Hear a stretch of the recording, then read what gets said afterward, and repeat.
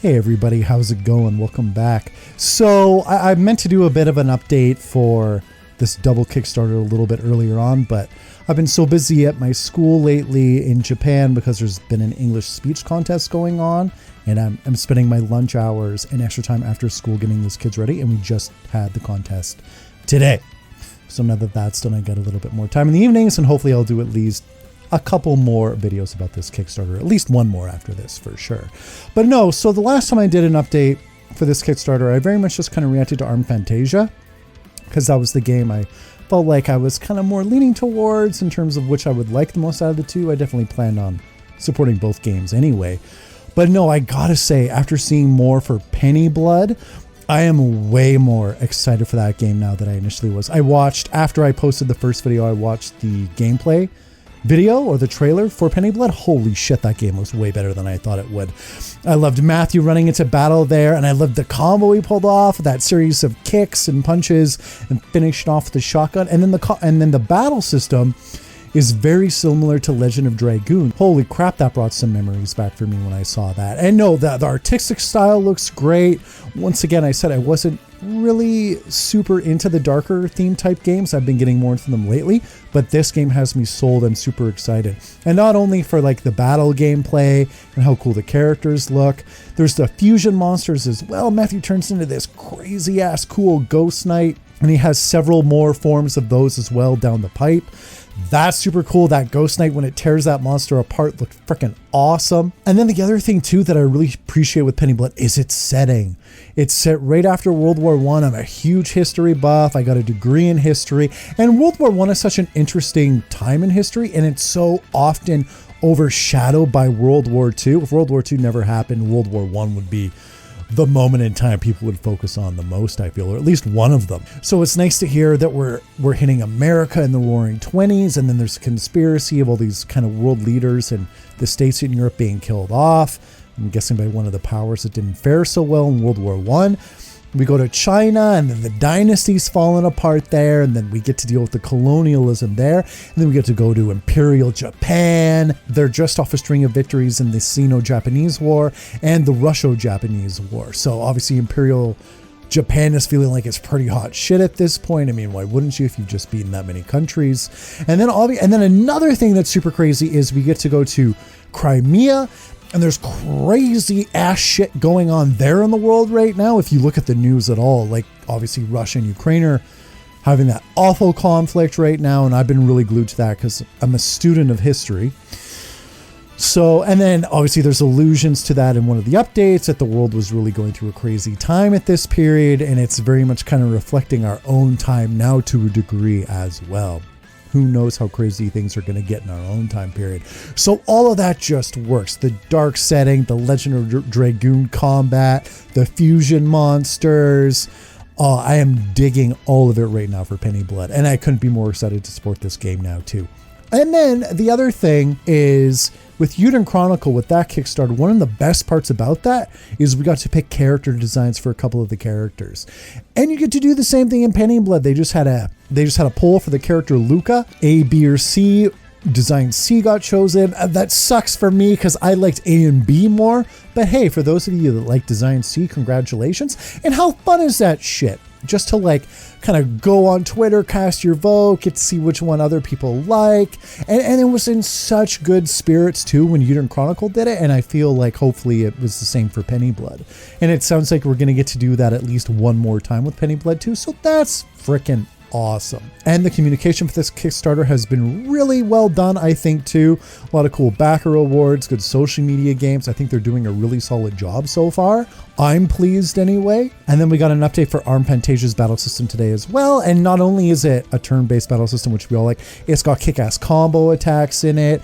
You really have to use strategy with interrupting enemy turns in the turn order, because if you get all your characters attacking once in a good big team attack, the enemy can very much do the same thing to you.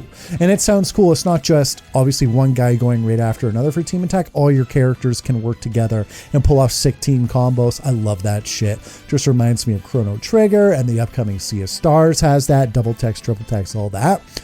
Eat that shit up. So good.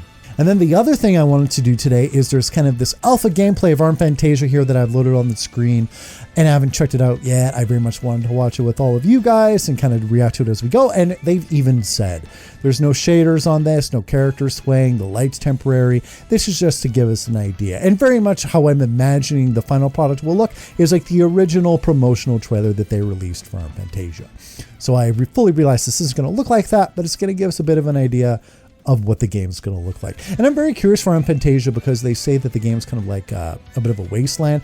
I wonder if we're going to get different environments when we're out in the wilderness. I'm sure we'll get different cities and caves and kind of facilities and stuff, but I'm very curious about the open world environment as well.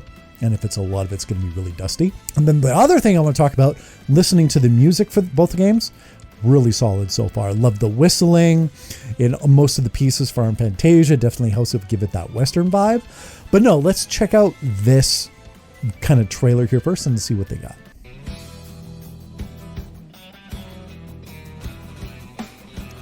Cool. Bit of a city in the background here.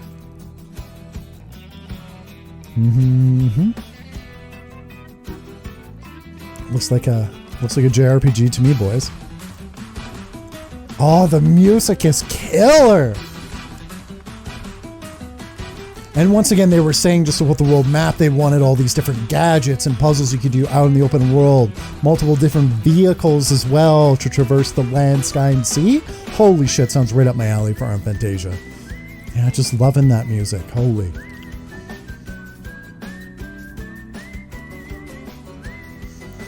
So I guess here we're just kind of like going into a city. Obviously, it seems like a very kind of like vertical slice here. Not too much in terms of open exploration right now, but I feel like that'll all come later.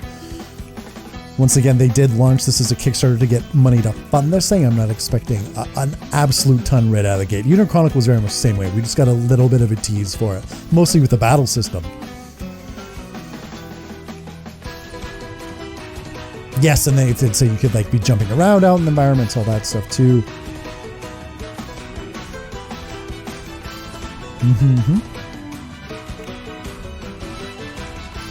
Yeah, I'm getting a feeling there's going to be a lot of like little nooks and crannies to investigate out in the open world. Yeah, can you like traverse over here and then keep going? Not cool, man. Like just a nice little vertical slice. Very much felt like kind of like Tales of Arise-ish kind of right there to me a little bit. And with the updates every kind of Monday, Wednesday, and Friday for this Kickstarter, man, they're meaty. Take me quite a while to get through. Like I'm reading them pretty much like my entire lunch break and then some at school. And seeing all this just makes me want to play the Wild Arms games and the Shadow Hearts games. So no, I think the Kickstarter has been doing quite well so far. I've been quite pleased with it. Definitely let me know what you think about it. And I'll be back later to talk about some of the updates that they got for the Kickstarter. Definitely, if there's like another character poll, definitely talk about that because I think that's really cool what they're doing with Pennyblood at the least. And for like, there's only 6 characters, I think, main party members. So for them to be doing that for a main party member when there's only 6, that's quite a thing that they're letting the fan do. Because Unicorn Chronicle, I don't want to say it was throwaway, but it's just like it was 2 characters out of like 110 characters. So yeah, they're really getting the fans involved in this in a significant way, which is pretty cool. But no, anyway, let me know what you guys think about all this information. If you're really happy with how the Kickstarter is going so far, or if you're not happy and if you want to see some changes. It seems like that they really are trying to listen to fans and to make everybody happy, and that I always appreciate. So no, thanks for watching, guys. And I'll be back tomorrow and the day after with Nintendo Direct and Sony State of Play news too. See you soon.